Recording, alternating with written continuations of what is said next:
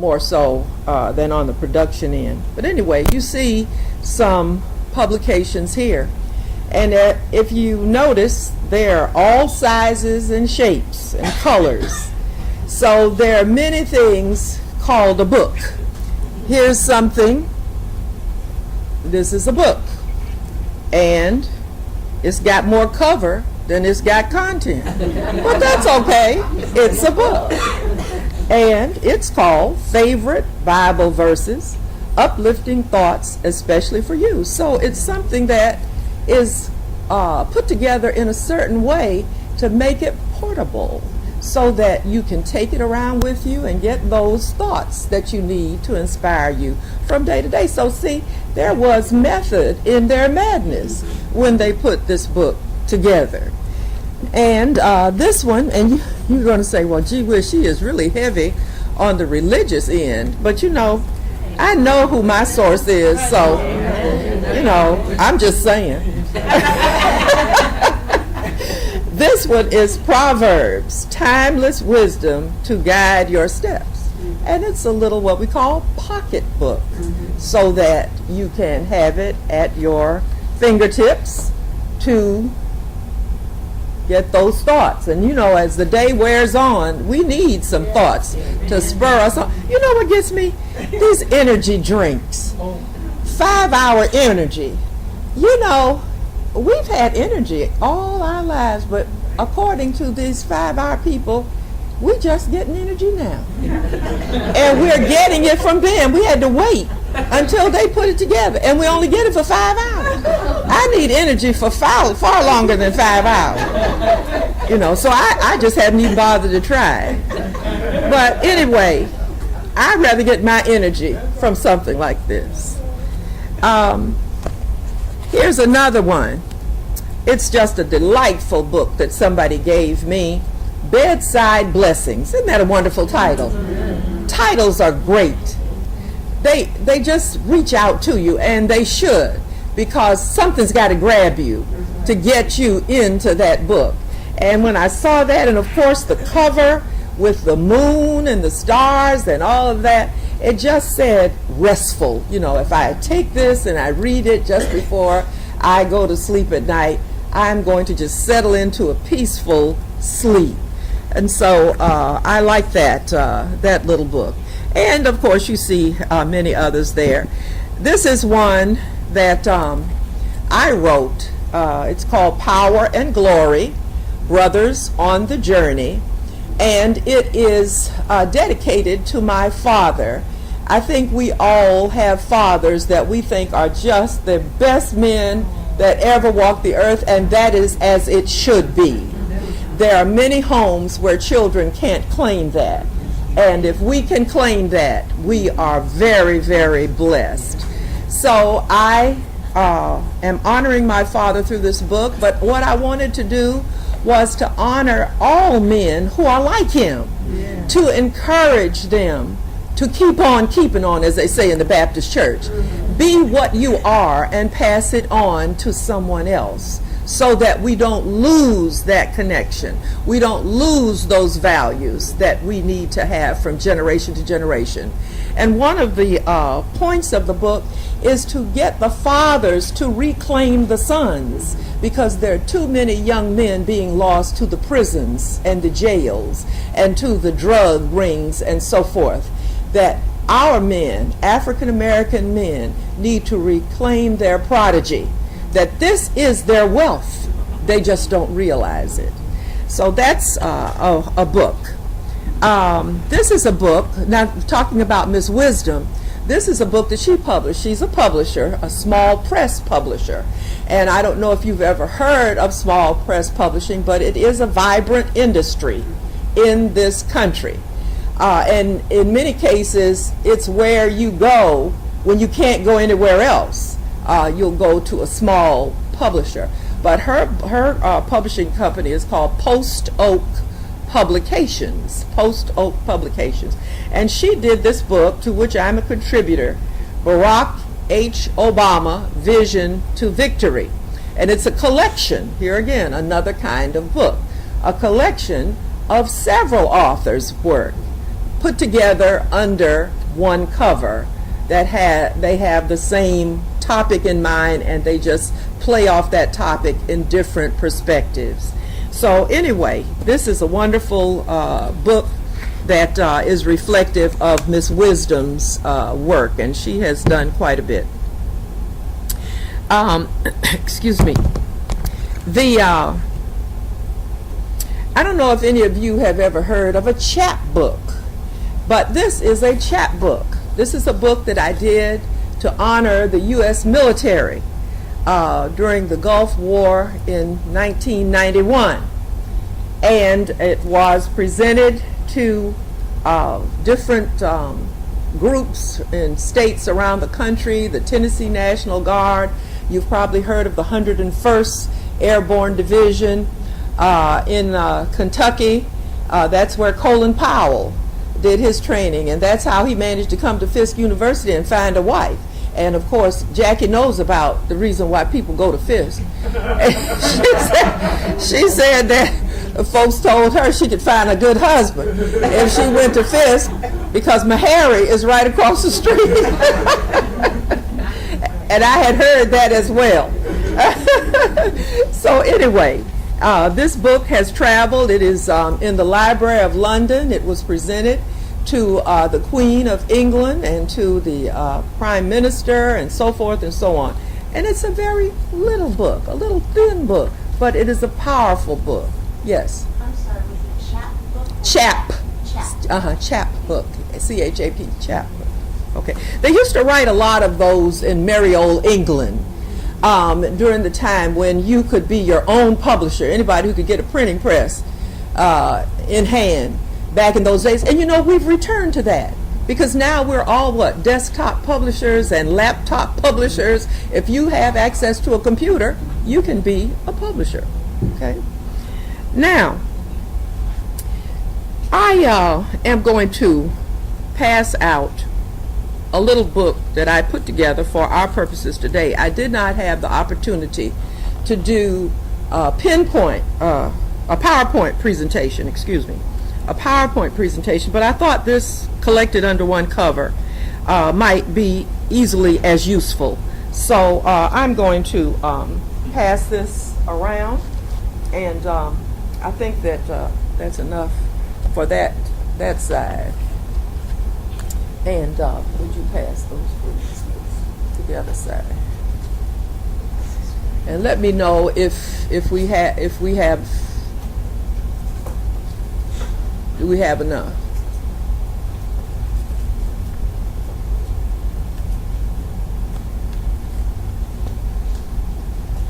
Okay, this is called How to Write a Book, a guide. Okay, you need. Do you have enough copies? Okay. And it's going to walk us through your first thoughts. I'm going to mention something that's in the back so that we can better utilize what's in the front. It talked about in your schedule how to write your first book and get it published, and then /COD book. And the COD aspect of it is what we hope you will concentrate on. But you can do that simultaneously with some other book interest that you might have. But if you look on page 11 of this little booklet, you will find your assignment, and special assignment. And it's about inviting you to contribute to a publication that will be a collection of stories / essays on the subject listed above. Use this guide to help collect your thoughts and organize your ideas about a woman or women who have influenced you to become a success. And it says above, and I think when she put this together, it was differently from when I handed it to her, my manuscript, so it really is below. Topic: women who have influenced and inspired me to succeed. So be thinking about that as we go back to the beginning.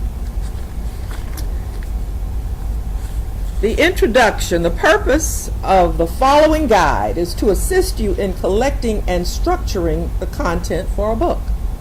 Whether you are writing fiction or nonfiction, it will be necessary to use your imagination as well as your investigative skills, or what we call research. Devoting time to this task daily will also help you to stay focused and keep your ideas fresh.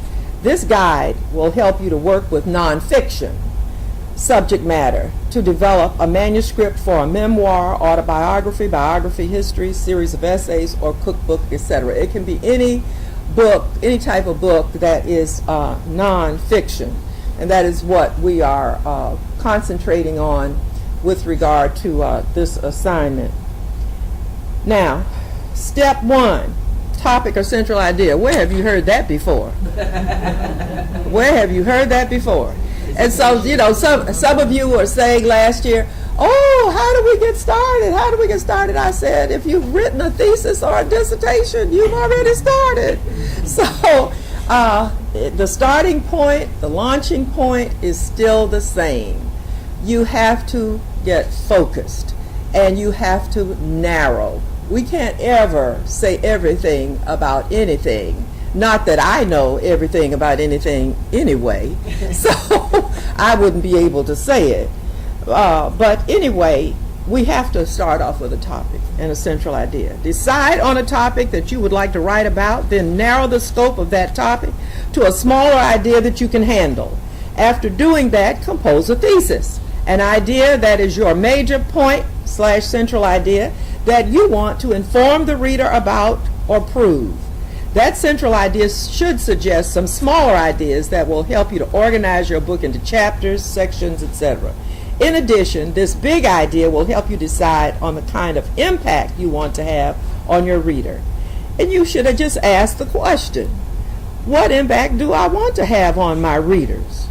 Do I want 1, to inform, 2, persuade, 3, inspire, 2, uplift, 5, activate, meaning move to action, such as joining a group to support a cause, follow the example of a cookbook writer by trying the recipes in the cookbook for actual meals, or 6, to stimulate thought in order to spark creativity. Now, let's think about that for a minute. First of all, how many of you have a woman that you can think of who is very seminal in your life? Everybody? Okay. Write down the name of that person.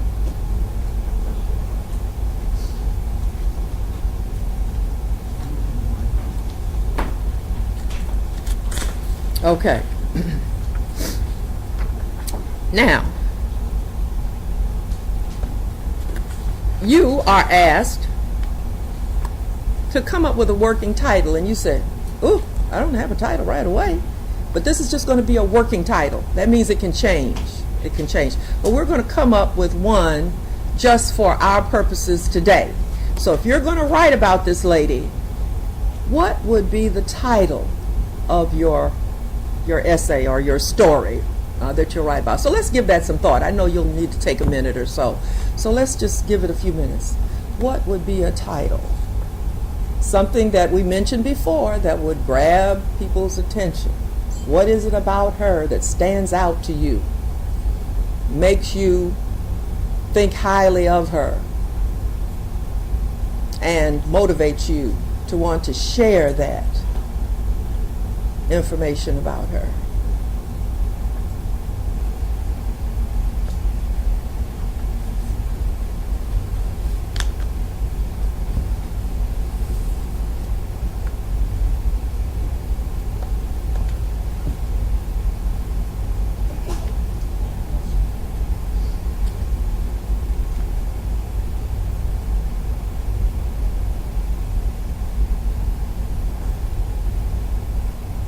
Has anybody come up with one?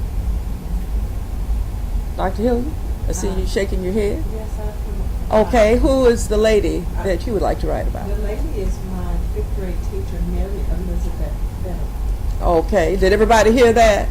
Her 5th grade teacher, Mary-Elizabeth Venable. Okay, 5th grade teacher. We can all remember a teacher, can't we?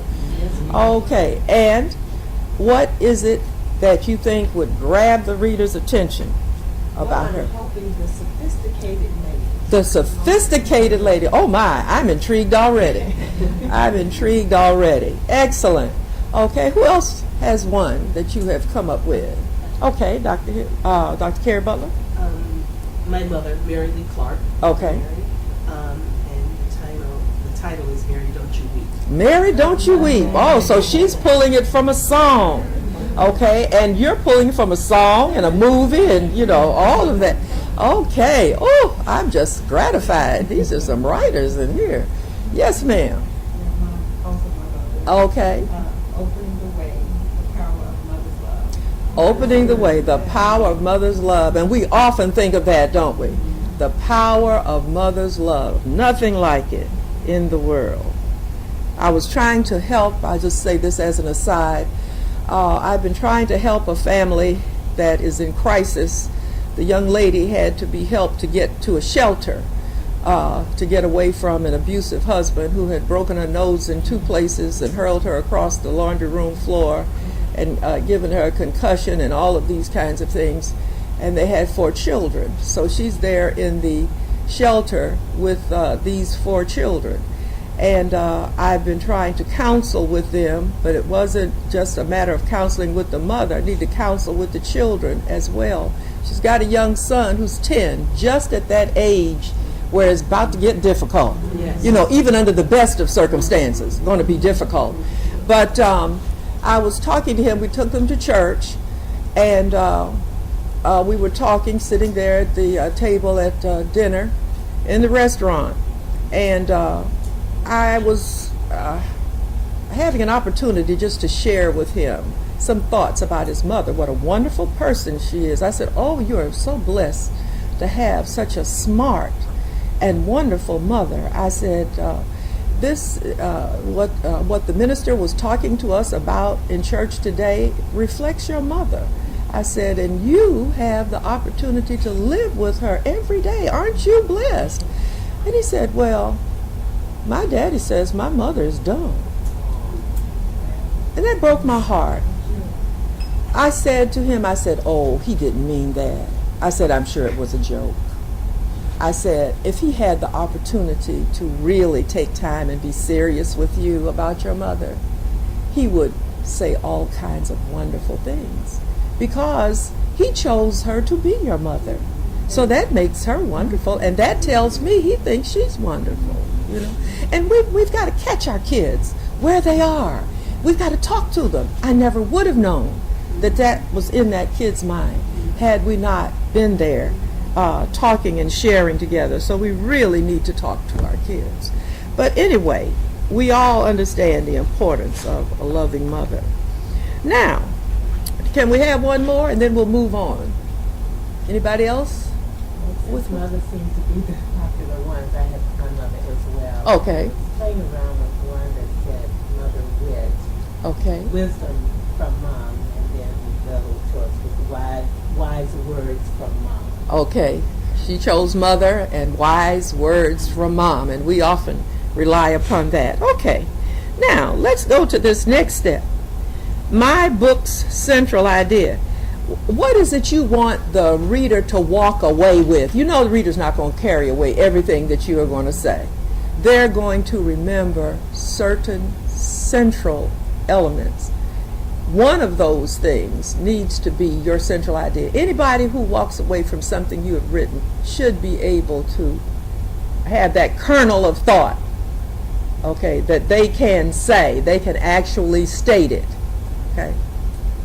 So, let's compose a central idea. This is not one you have to stick with. That we're just going through this as a point of illustration today. This book, any book, goes through many, many stages. And so you may want to make some changes. You may even want to change your topic, but this is our working topic that we're using today. Okay? Let's all compose a central idea. Now, the central idea cannot be a question. Not a question. You know, that's why some kids wonder why they got a big red mark other than an A on their paper. Because they wrote a question. for the central idea. How can you communicate something to somebody that you're not sure of yourself? Okay. So, it needs to be a direct statement. It can be an assertion. It can be informative. But it has to be, it cannot be something that you're not sure of, something that you have doubts about, which question reflect, or curiosity, which you're just curious about it, but you really don't know.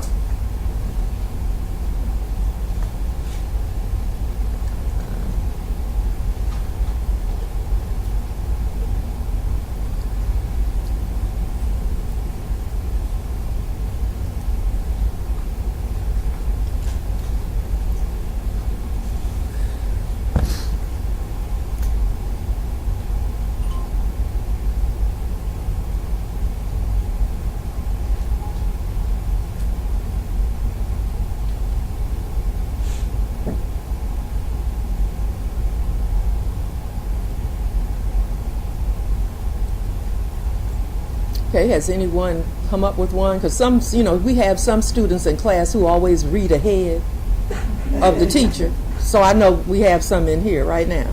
They have already gone all the way through this booklet.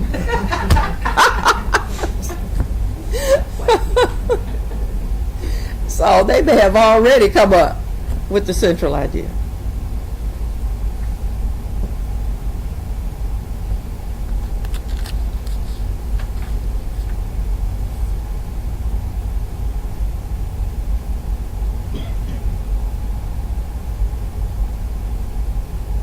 Okay. Anybody have one?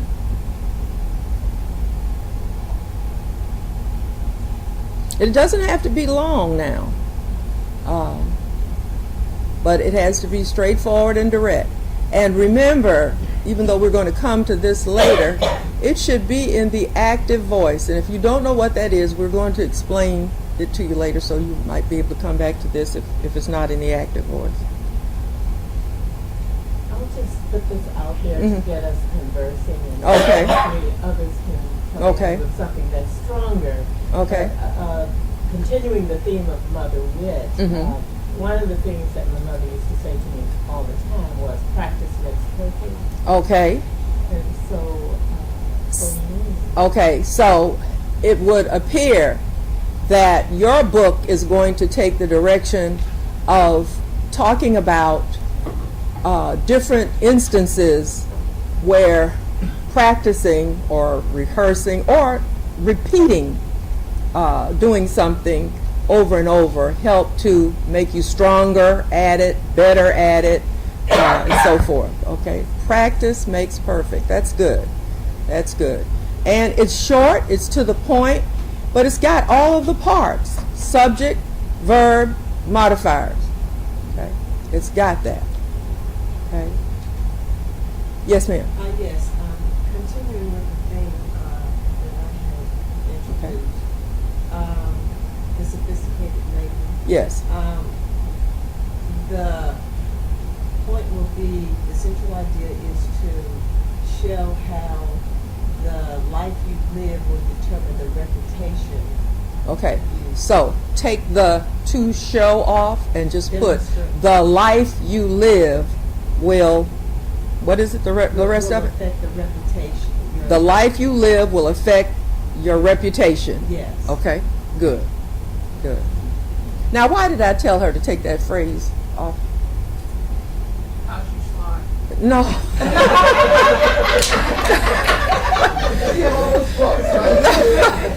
No, not really.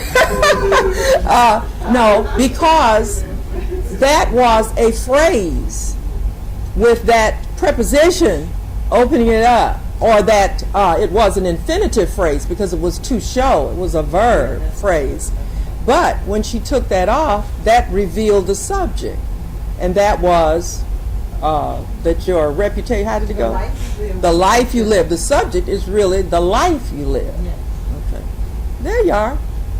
Going back to that what? Junior high spelling. Look at junior high grammar class and so forth. You know we've all been through this before. Yeah. But I will not ask you to diagram sentences. Believe me, I will not do that. I could use it. Oh, goodness. Okay. Anybody else? Okay. My mother's unwavering faith through adversity. Okay. That's too long. No, that's fine, but it's missing something. Okay. It's missing a verb. Okay. Okay, where do you want that verb? Help her. You can participate, Dr. Walker. This will be a team effort. I can always use the help. My mother had an unwavering faith.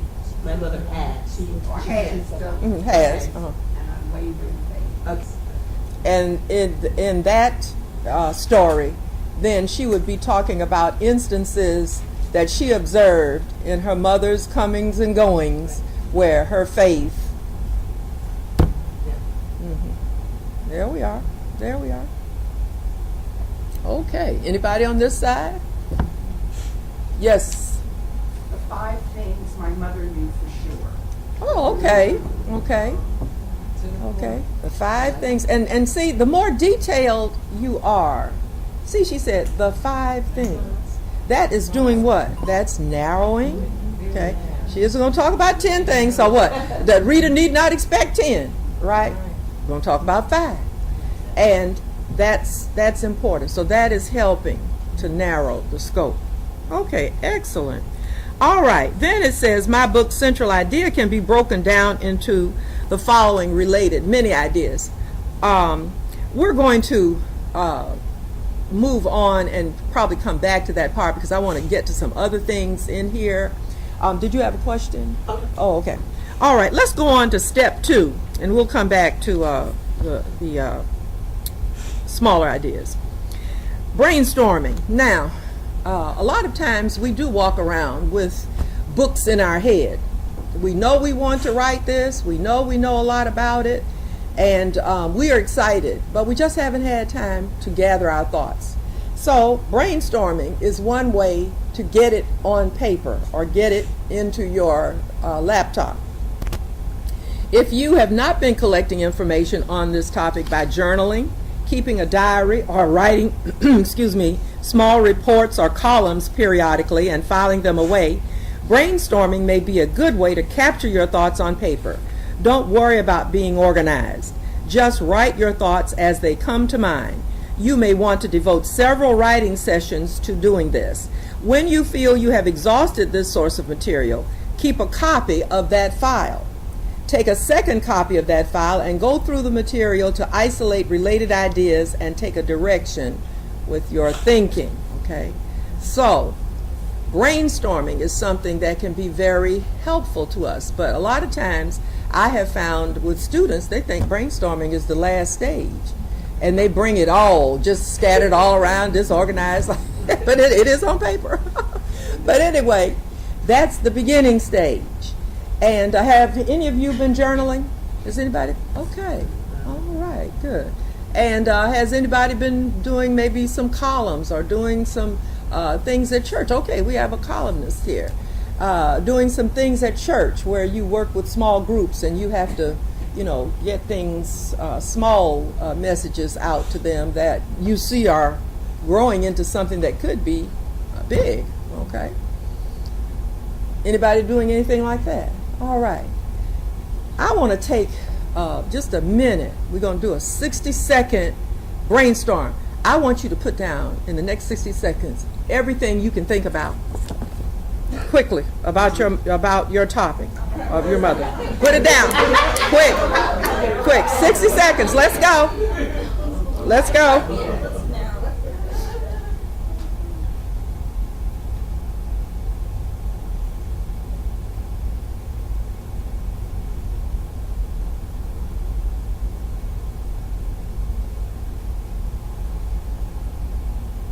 Okay, 5, 4, 3, 2, 1, 0. All right. How many persons have 5 down? 5 things, okay. How many have 6? Okay. Okay, I can't see on this side. How many have 6? Okay, well, 5 will be our starting point. How many have 4? 7. Okay, 4. Oh, you have 7. I have 7. Oh, somebody has 7. Oh, 8. Oh, I think you went after the time. I had 9. No, I'm just kidding. You have 9. Okay, wow. All right. Okay. Well, let's start off with 9 and come on back. All right, 9. You want to hear? Yes. Okay. At least 2 or 3 of them. Oh, okay. Organized, the sophisticated thing. Organized, dressed well, heels, clean teeth, clean nails, good teacher, intelligent, lipstick, dressed well. Okay. All right. Who has 8? I have 9. Oh, you have 9? Okay. 9 on this side. All right. Love, devotion, respect, admiration, fidelity, kindness, intuition, creativity, perseverance. Woo! Okay. All right. And somebody had 8. Okay. Supermom, amazing spouse, good listener, excellent motivator, always made you feel better. Many people came to her for advice. Okay. All right. 7? Anybody with 7? 7. Okay. 2 7s. Okay. Strong, powerful, thoughtful, insightful, determined, believable, considerate. Okay. Excellent.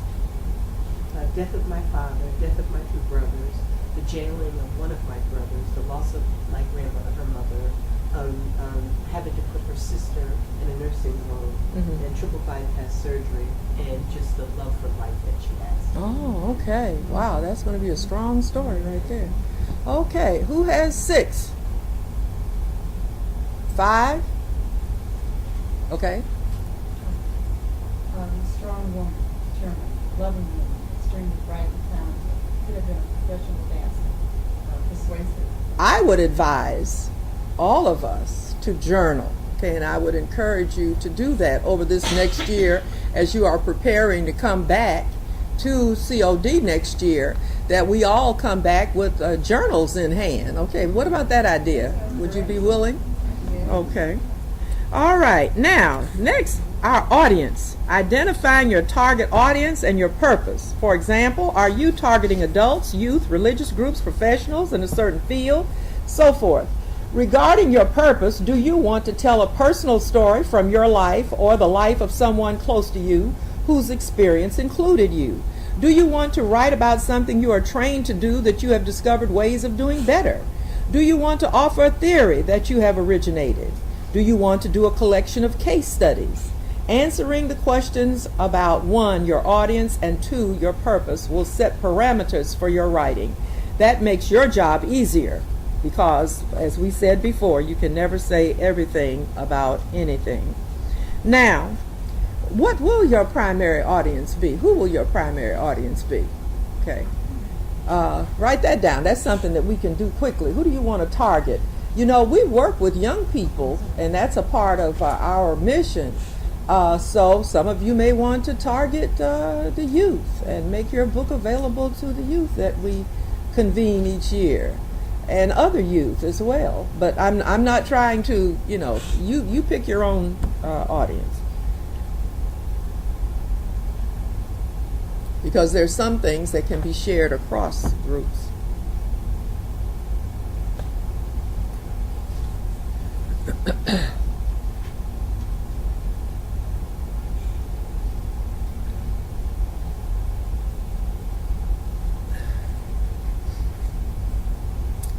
Okay, and that's why I put down a secondary audience, because you can have more than one audience. All right, who are our audiences? Just a few examples, and we'll move on. Youth would be my audience, preferably young ladies between 8 years old up through the teenage years. Oh, okay. 7 isn't too early. Okay. But the secondary choice would be mothers. All right. Okay, very good. Anybody on this side?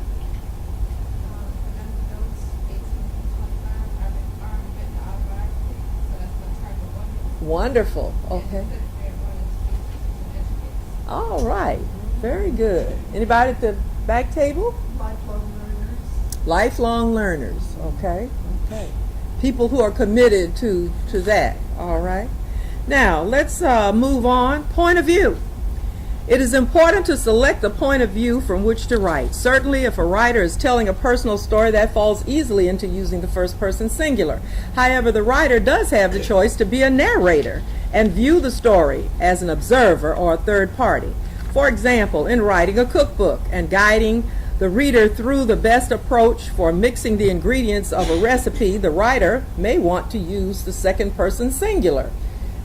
Number one, assemble the following items to mix the cake. Mixing bowl, measuring cups, etc. 2, pour 3 cups of sifted all-purpose flour into mixing bowl. 3, add 1/2 cup softened butter. 4, pour 2 cups of sugar and stir. What's happening there? What's happening with those sentences? What kind of sentences are they? Okay, those are commands, aren't they? Okay. The you is there, it's just not stated. Okay, so that is the second person singular. It can't be second person plural. Okay, now there's a little side information about skipping between points of view, saying that the most important factor regarding point of view is to be consistent. Avoid jumping from one point of view to another in the same sentence, paragraph, chapter, etc. Sometimes in writing a long piece like a book, it is easy to fall into conversational patterns of colloquial speech that allow the speaker to have the freedom to move from one point of view to another because the speaker can self-edit in the flow of the conversation. But here again, you're going to go back through and tighten up those areas where you have been free-flowing and choose your point of view and make sure it's consistent. Now, 6, originality. It helps the strength of a publication if the writer takes some time to research similar books that are on the market. Where are these books on the bestsellers list? What is interesting about these books? Who are the authors? What will your book bring to the table, so to speak, or to the national conversation on the topic? Readers are looking for fresh ideas, especially those readers who are up to date on the current ideas out there. So don't think that they won't recognize the fact that a book is lacking in scope and originality. Okay?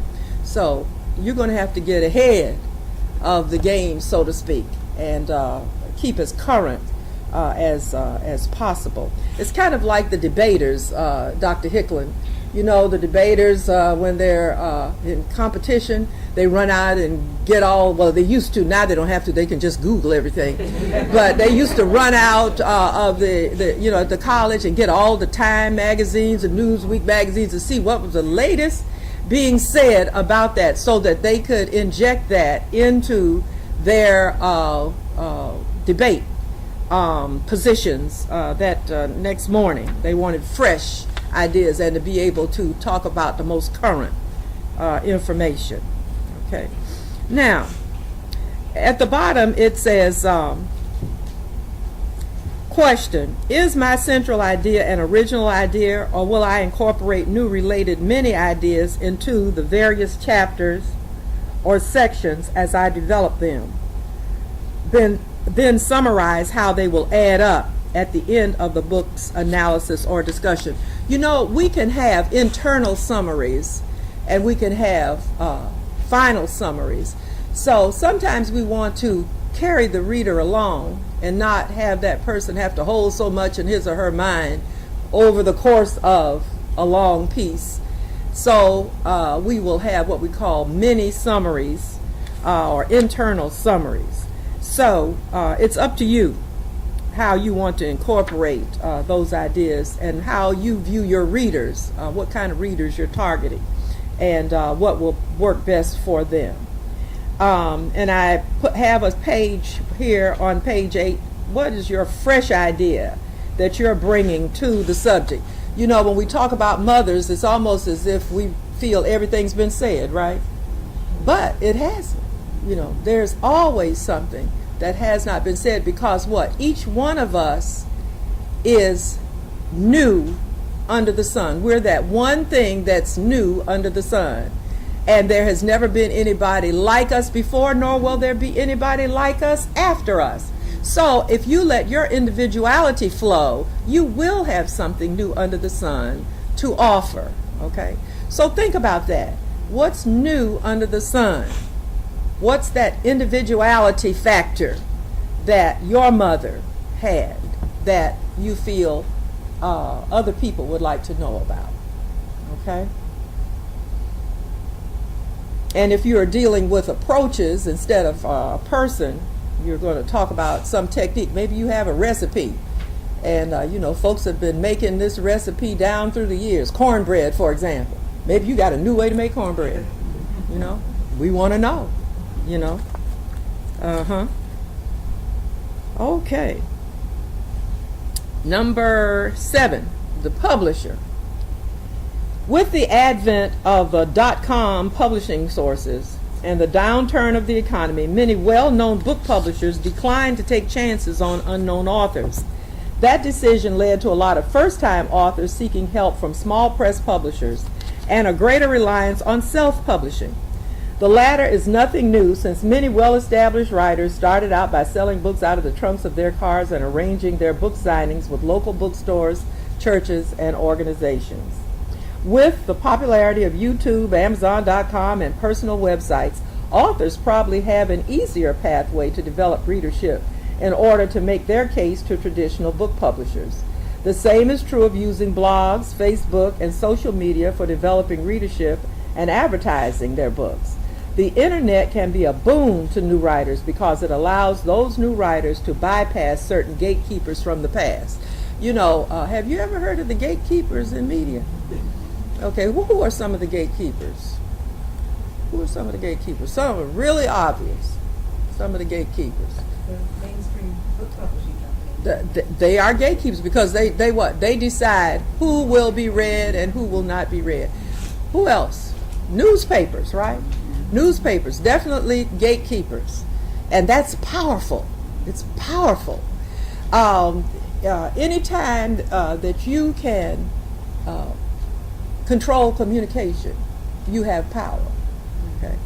You may not have any money, you may not have family or all of this name and all this, but if you know how to communicate, that's powerful. Okay. All right. If I could add to it. Yes. As we're talking about publishers, Mm-hmm. I met with my editor last week, and she said there's this group out called Smashwords.com. Uh-huh. I don't know if you're aware of that, but they help you to turn regular books into ebooks. Oh, no. And that you can begin to publish online. Online. Very inexpensively. But Good. very little to pay. Smashwords.com. Smashwords.com. Does everybody have that? Smashwords.com. Okay. Excellent. Anybody else have a source to share with us? Okay. Now, let's move on to editing. And we're going to come back and discuss some of these things, but I want to get through this. Every good writer is better for having a good editor. That is not my quote. I stole it from somebody. Didn't have time to go back and find out who it was. But it does belong to somebody. But it's true. Every writer is better for having a good editor. Locate a reliable editor who has excellent command of grammar, punctuation, spelling, cliches, and all the elements related to well-crafted expression. You say cliches? Yes, you want to avoid them. That's what you want to do, avoid them. So you want somebody who is aware of cliches so they can just clean them up. Because every time you clean up a cliche, you allow your individuality to flow because you got to fill that gap. Okay, cliches make it easy. They're the easy way out.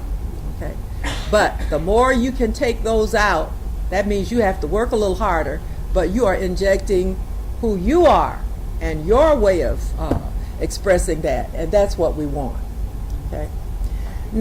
Yes. Can I just add here that the Sure. reason our book is going to be such a success is that Dr. Insignares has agreed to be our editor.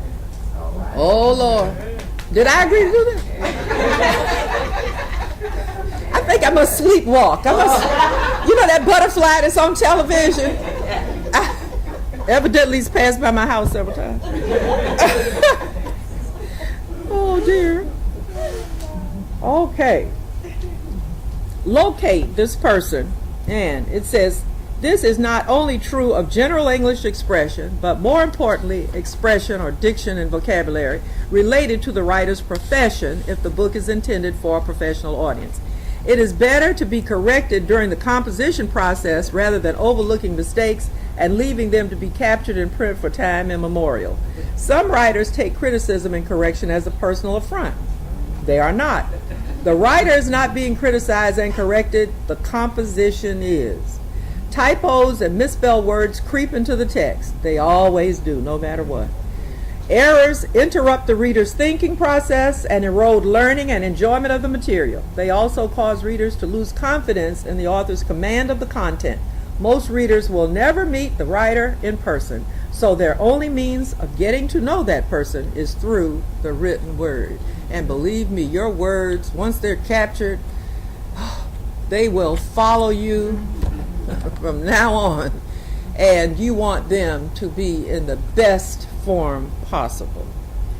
Okay, and number 9, your structure. It is important to break down your content into workable units so it is more easily understood by the reader. The discussion is usually an analysis that is brought together in the final chapter or section in internal summaries from chapter to chapter or section to section. Here again, be consistent. Choose a method or an approach and stick with it. The content will usually suggest a relevant format.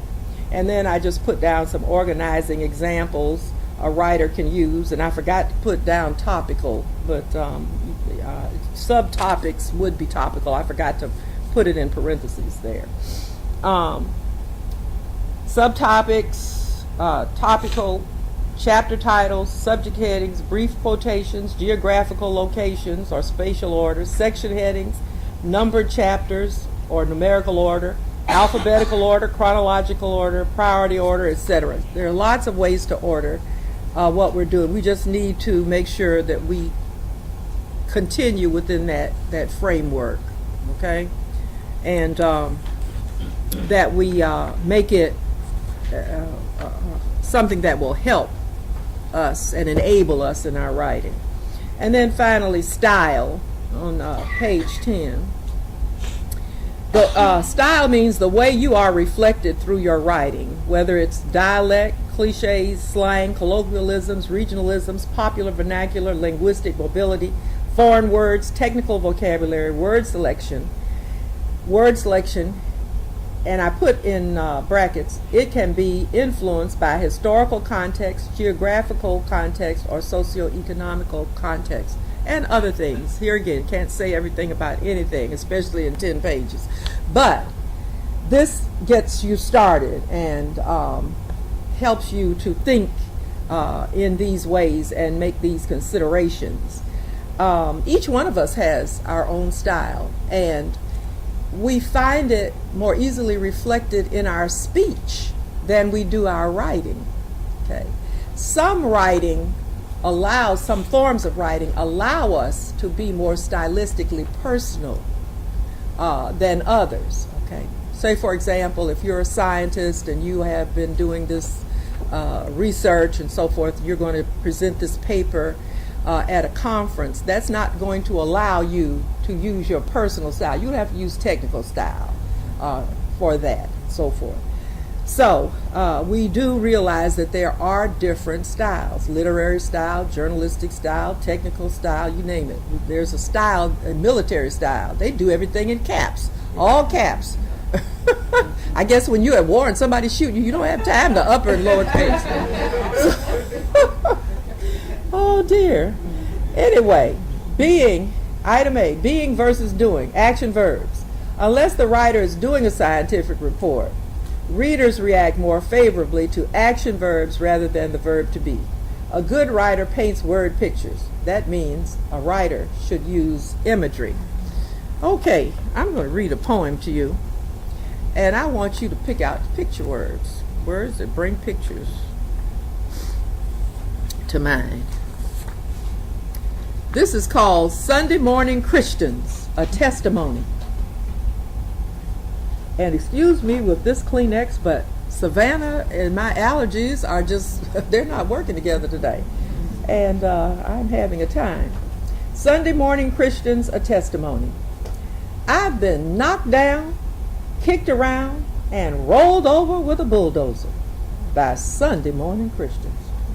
Then left by the wayside total, a spiritual wreck. So many times that the only way I could peel myself from the pavement was to pray. Yes, I've been so deflated that a glance in the mirror showed me to be merely a shadow of myself, a vapor. All substance drained, squeezed dry, wrung out and displaced, till I had to reinflate myself, pump up, plump up, and round out again. So I called on Jesus, the constant source of fuel and renewal for the future. Just a walk with the Lord in prayer, and he made me brand new, filled out, filled in, and filled up, and fired up in my mission with a new attitude. He gave me a full body tune-up, an attitude oil change, and a new set of spiritual spark plugs.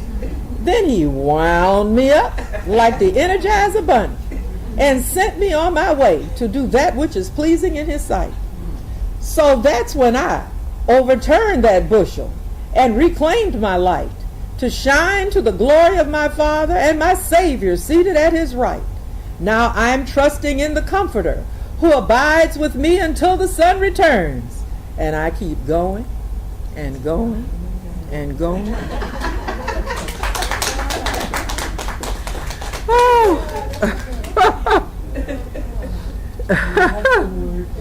Now, word. Give me some picture words. Where are the picture words? Pumped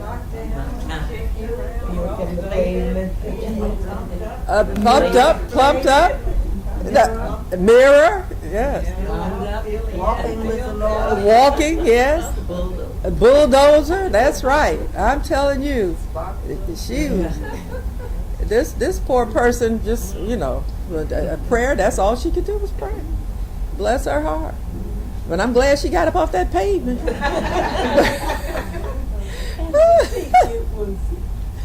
Sunday Morning Christians. That's right. That's right.